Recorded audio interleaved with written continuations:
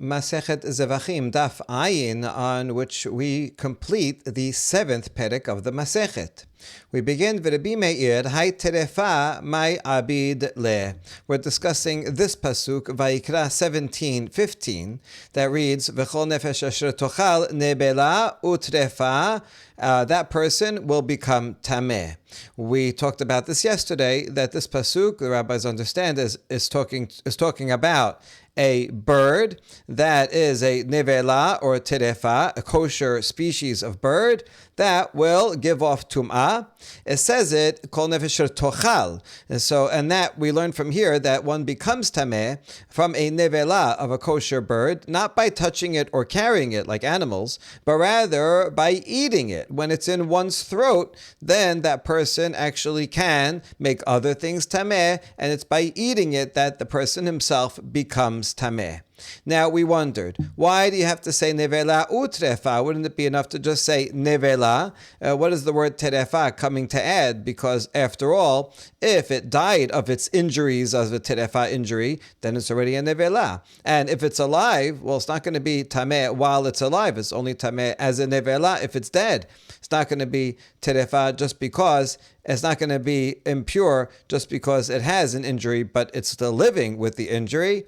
And so we learn from this that according to the Rabbi Yehuda bases his law. Rabbi Yehuda said back in the Mishnah that if you have a bird that is a terefa, doing shechita on it or melikah on it will not help. It will remain impure. So even though you did a proper shechita on it, and then you find out it's terefa, it remains impure. However, Rabbi Meir disagreed. Rabbi Meir says that doing shechita of a bird that turns out to be terefa, but you did shechita properly, and therefore it is no longer tameh. As long as you do shechita, even if it turns out to be a terefa, it is not tameh. So now we ask, according to the Rabbi Meir, what is he going to do with this word terefa? Rabbi Yehuda used it for his law, but it's extra. And Rabbi Meir doesn't agree with that law. So what is Rabbi Meir going to learn from this? And the answer is, Rabbi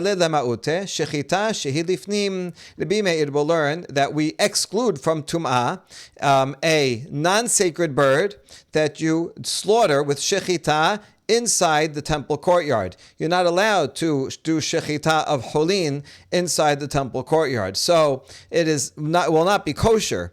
However, even though it's not kosher, it is still a form of shechita, sufficient that that bird will not give off tum'ah. That's what we learn from here. Rabbi Yehuda, where is he going to learn this law from? He surely agrees with that law, but where can he learn it from? And the answer is, it says terefa in another pasuk in 22:8. That's this pasuk over here that says nebela utrefa lo yochal letom abba. So here also talks. Note that it also talks about eating it, and so we're going to use that later. And here it says nebela utrefa. So this extra word terefa, this is coming to teach that law that we just mentioned, that a shechita of holin inside the azara, that bird will not be tameh. V'Rabbi Meir, now Rabbi Meir, what's he going to do with this terefa in 22:8? And his answer is, Had the muta shechita shilifnim, v'chad the muta of tameh. One is to exclude what we just said, shechita of chulin, that's inside the courtyard, is not tameh, and the other one is to exclude a non-kosher bird. A non-kosher bird is not tameh. Rabbi Yehuda agrees with this law. So where is he going to learn that a non-kosher bird is not tameh? Mi nevela nafkale. He will learn it from the word nevela, because since it says nevela, that means only an animal that is prohibited because it's nevela will become tameh. Well, a kosher bird that makes a difference if it's a nevela or not. But non-kosher birds are already prohibited without being nevela. And so therefore, from the word nevela, we learned that the tum'ah only applies to a species of bird that could be nevela, which is kosher species, and does not apply to non-kosher species. V'Rabbi Yehuda, hay nevela, my abid le. Now to be me'ir, then what's he going to do with the word nevela if he's not using it for this law that non-kosher birds are not tameh? And the answer is shi'ur achila bekazait, to learn that in order to become tameh, when you're eating a bird, you have to eat a kezait, because the Torah says it as in a language of eating, and so we learn from nevela that you have to eat a kezait in order to become tameh. Wait, but why are you learning it from this pasuk? Why not learn it from the first pasuk, not 22:7, but 17:15? Because there also it uses the language of eating, right? This is the second pasuk. Here's the first pasuk, asher tochal nebela. So you can learn from this one that has to be an act of eating, and an act of eating is only when you eat a kezait. So now we have two pesukim that you can learn it from. Why not learn it from the first one? And the answer is, Rabbi Meir needs both. Chad l'shiur achila b'kezait, v'chad l'shiur achila b'chdei achilat peras. One is to teach me that you have to eat at least a kezait to become tameh. And the other one is to teach me that you have to eat that kezait within the amount of time that it takes to eat half a loaf. Now, this is generally true for other things also, that where you have to eat a kezait, like you have to eat a kezait of matzah on Pesach. Okay, but you can't eat the kezait over 3 hours. You have to eat it within an amount of time, the amount of time it would take to eat half a loaf. Same thing with Kippur. You're not allowed to eat on Yom Kippur. If you eat less than a certain amount, then you're not violating Yom Kippur mideoraita. But that also is within a certain amount of time. And so it's always a certain amount of time. And therefore, the question is, why would I need two pisukim, one for kezait and one to tell me the time limit? Isn't that built in? Whenever we say kezait, it means eating kezait within this time limit. Sakada techamina, because I would have thought, ho'il v'chidushu, yotem mikedei achilat paras na'ameh tameh, kamash malan. Since this law that you become tameh when with a bird by eating it, that's unusual. That's usually you become tameh by touching something, carrying something, being in the same room as something. But eating something and it being in your throat and you can give off tumah, this is a chidush. I might have thought that since this is an unusual form of transferring tumah, maybe just eating a kezait, even over a long period of time, more than achilat peras, will also make someone tameh. And that's why I need two separate pisukim to teach me that here also, in order to become tameh when eating a tameh bird, one has to eat a kezait within the amount of time of eating achilat peras. Teno Rabbanan, v'cheleb nebela v'cheleb terefa, v'cheleb behema tehora hakatub medaber. Now we learn a baraita about this pasuk, which we already discussed yesterday. The pasuk reads, cheleb nebela v'cheleb terefa, ye'aseh l'chol melacha, v'achol lo tocheluhu. It says the cheleb, which is the forbidden fat of an animal. We want to know in this baraita, is it talking about a kosher animal or a non-kosher species of animal? That will be the discussion. In any case, the cheleb of a nevela and the cheleb of terefa, you can use for melacha, meaning it's tahor, although it's prohibited to eat. So this cheleb is tahor. What kind of animal are we talking about? So this is a law that we mentioned yesterday, that when you have a nevela animal, the animal is impure. That's true when it comes to animals. That's true for kosher and non-kosher species. However, the cheleb is an exception. It seems the logic would be that edible meat, that is, but it's a nevela. It's edible meat, but it's nevela, so it's not kosher. So that is tameh. The tumah applies to edible meat. But the cheleb is sacrificial meat. It's set aside. If it was a sacrifice, then that would be placed on the mizbeach. Even if it's not a sacrifice, it's still prohibited because that's special meat. And so since it's prohibited already, so it's not edible, so therefore the tum'ah of nevela does not apply to it. That is the logic. And so the baraita says, this pasuk, it doesn't tell us explicitly if it's talking about a kosher or non-kosher animal, but let's propose that it applies only to kosher animals. And if it's a non-kosher nebela, then the whole thing, everything would be tameh, including the cheleb. That makes some logical sense, because cheleb is only special in a kosher animal because only kosher animals can be sacrificed. So that if it were a consecrated animal, you'd sacrifice the cheleb. Even if it's unconsecrated, we don't eat it because it has that special status. But a non-kosher animal cannot be sacrificed, so there really wouldn't be a distinction between the chelib and the rest of it. That would be the logic of this. But still, we have to prove it from the pasuk. So now we're going to challenge it and just suggest the opposite. You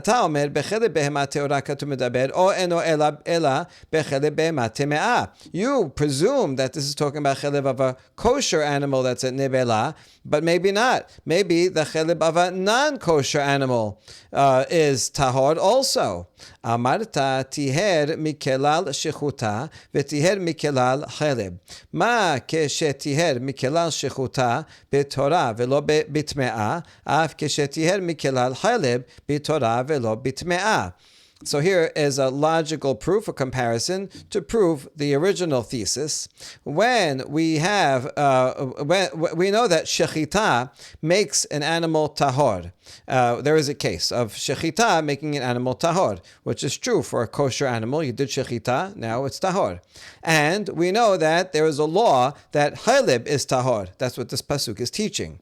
Now, which case is it talking about? Well, let's compare them. The first law, that something that gets shechita is now tahor, that is true for a kosher animal. It's not true for a non-kosher animal. If you take a non-kosher animal, a pig, and you do shechita with a knife, expert shechita, it's still tameh. And therefore, since that's true, it makes sense that when you talk about this law of chelib being tahor, that also should be only for a kosher animal and not a non-kosher animal, since it's talking about nebela. And so nebela is tameh, but if you did shechita, then it's tahor. But that's true for a kosher animal, so chelib also should be for a kosher animal only. Well, that's one side of an argument, but you could make an opposite argument. O kelach lederech zo, tiher mikelal nebela, v'tiher mikelal chelib. There is a law where it's something that is a nebela is tahor. We're talking about non-kosher birds. Not unlike animals, and any dead animal is tameh if you didn't do shechita and or if it's not kosher.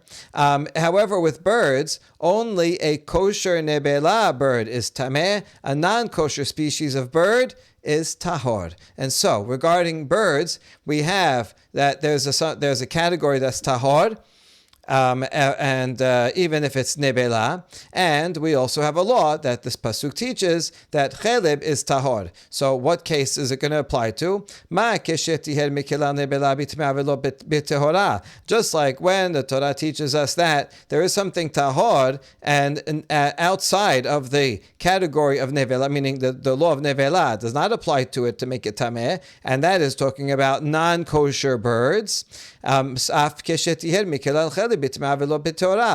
too, this pasuk that says there is a type of chelib that's tahor, that should also be talking about non-kosher animals and not kosher animals. So non-kosher animals, there the chelib will be tahor, and a kosher animal that is a nebela, maybe everything inside is tameh, including the chelib. So now we have two ways to go. Amarta kisheba bederech zo hi betehora, kisheba bederech zo hi beteme'ah. So now we have equal logical possibilities. If we go down one road, then the law will apply to kosher animals. If people go down the other road, it'll apply to non-kosher animals. So we're stuck based on logic. Talmud lomar terefa, mishi yesh b'mina terefa. That's why we have the word terefa in this pasuk. V'chelib nebela v'chelib terefa comes to teach that this law applies only in a species of animals where there is a terefa. The category terefa is significant. That's only true in kosher animals. That's where terefa is a distinguished category from non-terefa. And therefore, the entire pasuk is only talking about kosher animals. And therefore, for a kosher animal, although if it's a nebela, although the meat is tameh, the chelib is tahor. It's prohibited to eat. It's chelib anyway. But the point is that it's not tameh. Or siyata teme'ah. So we exclude the teme'ah animal, the non-kosher animal, shen b'mina terefa, because there is no such thing as a terefa non-kosher animal. Now we go on and we derive yet another thing. What about a deer or any undomesticated kosher animal? These are kosher, but they're not sacrificial. So I should not exclude that. Sheyesh b'minat terefa, because there is a distinction between a terefa chaya and not terefa chaya. If you do shechita on a chaya and you want to eat it, you still have to check, is it terefa? Is it healthy? Was it injured? So I should not exclude that. And maybe I would say for a chaya that is nebela, it will be, the flesh will be tameh, but the chelib will be tahor. So should I say that? Talmud Omad ve'achol do tocheluhu mi shechel ba'asur b'saram mutar yasa chaya shechel ba'b'saram mutar. Since the continuation of the pasuk says, and don't eat it, therefore it must be referring only to a type of animal where the chelib is prohibited, but the meat is permitted. That would be talking about domesticated kosher animals, but that would exclude a chaya where if you do shechita on a chaya and there's nothing, a proper shechita and everything checks out,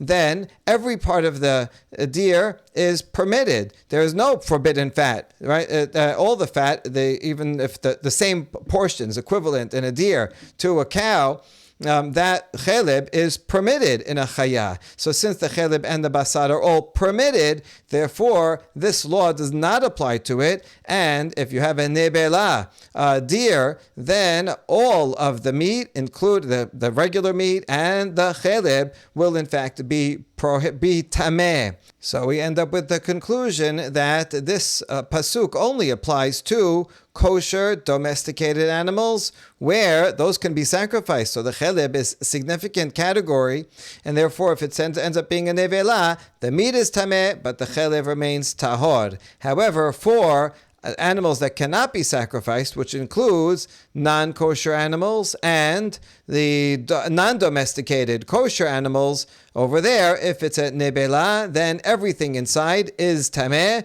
both the regular meat and the chelib. Amar le Rav Yaakov bar Abba le Rava, ela me'ata niblat behema tehora hu dimtamea. Niblat behema temea la mitamea. Rav Yaakov bar Abba asked Rava a question about the line that we said over here, that in the second line of reasoning, that says Tiher mikelal nebela. When he says tiher mikelal nebela, that's teme'ah velo betehora. And it's not, we explained it correctly that it's talking about a bird. But if you just read it, doesn't say it's a bird, because everything else in the context was talking about animals, not birds. And so, assuming that this is talking about a bird, doesn't make sense. It's not true, because that would mean that when you say that a nebela is tahor or a non-kosher, that's talking about a non-kosher. A non-kosher animal that's a nevela is tahor. That's what it looks like it's saying. And so that's what we're asking about. According to this, the nevela of a kosher animal is tameh, but the nevela of a non-kosher animal is not tameh. But that's not the law for animals. A nevela of any animal, kosher or not kosher, is tameh. So what did that line mean? Amar le kamma sabeh shabishtu ba sefatan leniblat of tameh. Says, many elders got messed up with this and made an error and asked your exact question. In fact, that part, that's the sefa, because it's the second argument there, is actually talking about the nevela of a non-kosher bird. When it comes to non-kosher birds, the nevela is in fact tahor. There's no tumah there. That's what it's talking about. It doesn't say so. You have to figure it out based on the context and based on what we know about the halacha halacha also. So if when you first read it, you thought you were confused about it, you're in good company. The elders, even back in the time of the Gemara, were confused and had to figure out the content, ask about the context. Okay, that one is talking about a bird, in fact, not an animal. Amar Rabbi Yochanan, lo tiher Rabbi Meir ela bitmimin, ava beba'al emumin lo. Rabbi Yochanan limits Rabbi Meir's ruling. Rabbi Meir in the Mishnah said that if you do Melikah on a bird, and it turns out to be terefa, nevertheless, the bird is tahor. Just like if you did shechita on a bird or an animal, and it turns out to be terefa, so the bird, the shechita, makes it that it remains tahor, even though it turned out to be a terefa. And so Rabbi Meir says the same thing for Melikah. It's also a proper way of killing the bird, and therefore it removes it from the status of tum'ah, of terefa. And now Rabbi Yochanan says, that is only true if that bird was unblemished. It's unblemished, so it could be used for a sacrifice. So potentially, the Melikah would be valid, except, it turned out to be terefa. Okay, but still, the Melikah was done on a bird that, well, at least was tamim, and therefore could have been sacrificed. So the Melikah is considered a true Melikah, and therefore it is not tameh. However, if the bird had a mum in it, then it was no good to begin with as a korban, and therefore the Melikah is no good. And it turns out to be a terefa, and it will be tameh. Rabbi Elazar amar afilu beba'alei mumin. Rabbi Elazar disagrees with Rabbi Yochanan. He thinks that Rabbi Meir would say the bird is tahor even if it has a mum. It's true, it had a mum. It also is a terefa, but you did melikah on it, and so melikah is recognized sufficient that it won't be tameh. Itmar nameh, amar bevai, amar Rabbi Elazar, metaher haya Rabbi Meir beba'alei mumin, afilu bavazin v'tarnigolin. We have another statement that, just like Rabbi Elazar said this, we have a similar statement that Bevai said in the name of Rabbi Elazar, but this is an expanded version that says Rabbi Meir said that even a bird that has a mum that you do melikah is tahor, and not only birds that you can sacrifice like Tod and Bnei Yonah, but even other kosher birds like geese and chickens. Geese and chickens are kosher, but they are not sacrificed because only two types of birds are sacrificed. Nevertheless, even though these species of birds are never sacrificed, nevertheless, if you did melikah and it turns out to be terefa, it's okay. It's not tameh. It's not kosher, obviously, but they're not tameh. So that's very interesting, even though it's not of the right species to be sacrificed. So that's a very expansive permission. Rabbi Meir asks a follow-up question. According to Rabbi Elazar, you said even the different species of bird, but he did melikah, which is killing it from the back, that removes it from being tameh. What if you did adaf? That's breaking the neck of an animal from the back. We know from Agla arufa. Agla is a young cow, a calf. That if you have a murder mystery, then you take this calf and you kill it by breaking the back of its neck. It's a very violent way to go, but it reflects the violence of the murder that we're trying to figure out. Now, if you take not a heifer, which is a cow, but rather a goat, this is the wrong species, and you do adifah. Now, if you did shechita, obviously that would be okay. Shechita of a goat is kosher. You could do shechita. If you do shechita, then it will be tahor. But what if you did araf on an ayaz? Mahu. What do we say about that? Let's compare it. Avazin v'tarnigolin tamamai demina deofot ninhu. Aval ez lav mina de'agla ninhu. O demamina debehemahu. Do we say that regarding the geese and the chickens, what is the reason why when you do melikah on them, they are tahor? Because they are a species of birds. So, therefore, they're similar enough. But a goat is not from the species of a cow. And therefore, you cannot go and do, if you do adifah on a goat, it will be tameh. Or do we say that it's the more general category of an animal? And calves and goats are both animals, and therefore maybe we should apply the same law, that just like if you do melikah on a sacrificial bird, it's tahor. So if you do melikah even on a non-sacrificial bird, different kind of bird, it still will be tahor. And we're comparing melikah, which is killing from the back, to adifah, which is also killing from the back. And there is a situation where killing from the back of an animal is valid. And so let's compare that and say, well, it's also an animal, even though it's the wrong kind of animal. Maybe adifah on a goat will make it tahor. So that's a good question. Yateb Rav Dimi v'kamar la'hashema'ata. Rav Dimi was repeating this question above. And Amar le'Abaye, Mikelal de'egla rufa tehorahi. Abaye says, wait, this whole question is assuming that the egla arufa. You take the heifer, what are you supposed to take, and you kill it in the proper way, according to the procedure for a murder mystery.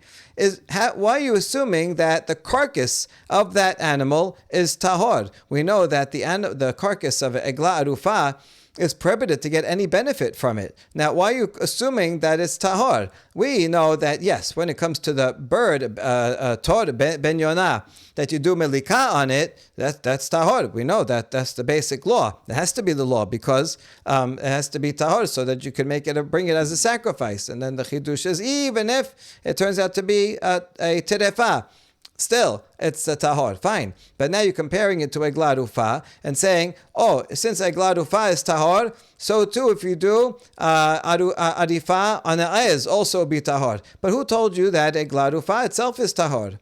Amar le'in, yes, I think indeed that it is.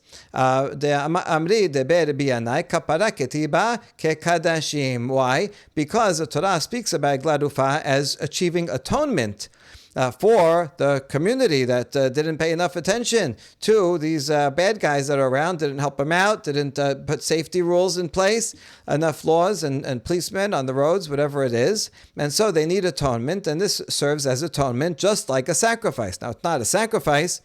You don't bring any part of it to the Beit HaMikdash. You don't sprinkle any blood or do anything like that. But nevertheless, since it serves for atonement like a sacrifice, indeed, the carcass of the egla arufa is tahor. And so therefore it's appropriate to ask, maybe the ayaz that you did arifa also might be tahor. But now we're going to challenge this assumption. Mativ Rav Natan Abu de Rav Huna ve'achol lo tocheluhu en li ela chelib she'asur b'achila u'mutar b'hana'ah chelib shel shor haniskal ve'egla arufa minayin. So quoting this following baraita in order to challenge the assumption that egla arufa is tahor. This baraita quotes the pasuk that we discussed earlier in Vayikra 7:24, where it's talking about chelib nebela and chelib terefa, and it says, "You shall not eat it." The chelib is tahor, but you're not allowed to eat the chelib. This is true for chelib, which you're not allowed to eat, but you're allowed to benefit from. You can get benefit from chelib, you're just not allowed to eat it. And so that the Torah teaches us that chelib is tahor. But how about chelib of shor haniskal, an ox that, let's say it committed a crime, it killed someone, or was involved in idolatry, and it's sentenced to be stoned, so that you cannot get any benefit from the body of that animal. And also egla arufa, which you cannot get any benefit from the carcass of the egla arufa. So how do you know that the same law applies, kol chelib, that the chelib is tahor? How do you know that applies to these two? Talmud Omar, kol chelib. There's another pasuk that says there adds the word kol, and that comes to include even chelib of shor haniskal and egla arufa. So not only the chelib of kosher animals that are nebela, that the chelib is tahor, but also these, the chelib is tahor. Now, here's the question. If you think, which we were assuming before, that the carcass of egla arufa, the entire carcass, is tahor, and that was the basis of our question of, egla arufa is tahor, what about the ayaz that's arufa? Is that also tahor? That was the basis of the question. But if you really think that egla arufa is tehorah, well then, why would you even need to ask this question and bring a proof? Why would you need this pasuk of kol chelib? Do you think you could have a situation where the meat of the carcass itself is tahor, but the chelib is tameh, that you need a pasuk to say, kol chelib, even the chelib of egla arufa is tahor?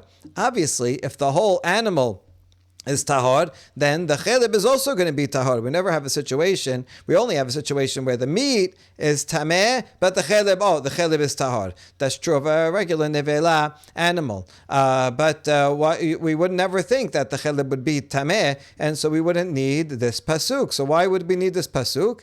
And the answer is hecha de'araf mi'araf la istaricha leh. Ki istaricha hecha dishchata mishchat. Oh, you're right. If you did arifa on the eigel, which is the proper thing to do for this heifer, that was designated for this mitzvah, You're supposed to do arifah, and then that arifah certainly it will be tahor as we assumed. We don't need a pasuk for that case. You're right, but I do need a pasuk if I did shechita on it. I did shechita instead of doing arifah. I did the wrong thing on it, and so there I might think that the body is tameh, and that's why I need the pasuk to say that the cheleb is tahor. But we reject this. If you did shechita on the animal, even though you're supposed to do arifah because designated for this mitzvah, nevertheless the shechita should work to remove it from the tum'ah of nebela. That's true in general. If you do shechita on an animal, and it turns out to be terefa, it still is tahor. And so this animal too, although you're supposed to do arifah, but you did shechita, fine, the shechita should make it tahor. So it should still be tahor, and you wouldn't need that pasuk to tell you that the cheleb is tahor. Okay, we'll try again. La siricha shemeta. We need this pasuk called cheleb for a case where we designated an animal to be an aigla rufa. But before we killed it in any way, it died on its own. It had a heart attack and died. In that case, the carcass is tameh. And this pasuk, kol cheleb, says, although the carcass is tameh, the cheleb is tahor. So that answers that question. However, this is making an assumption that there is that the carcass then would be asur behana'ah. Now, why would it be asur behana'ah? It just died on its own. I didn't do anything to it. I didn't kill it I didn't break its neck. We might have thought before that if you break its neck, then from the point that you break its neck and used it for a mitzvah, then it becomes prohibited to get benefit from it. But here I didn't break its neck, so that means that when you're assuming here that it's asur b'hana'ah, that it must be asur b'hana'ah already beforehand, even while it's alive, because that's the only way that it would continue to be asur b'hana'ah after it got a heart attack. So is that true? Yes, indeed. The egla rufa is already asur b'hana'ah even from before it's killed. Now, how long before? Amar bi'anai gevul shamati v'shachachti. I learned once the limit of how long before it becomes asur b'hana'ah. It's not from when it's born, like it's not from before the murder. So at what point? Ve'nasbin chabraya lememar yeridata lenachaletan hi osarta. Even though I knew there was a tradition about it, and although I forgot it, however, the sages in the group of scholars, they were thinking about it, and they decided, they thought that, they inclined to say that it's when the animal is brought down to the valley. You have to do this ritual down in a hard valley. So once you pick a calf and you bring it down to the valley, that's it. That's already officially designated and already becomes prohibited to get benefit from. Hadran Allah, hatata off.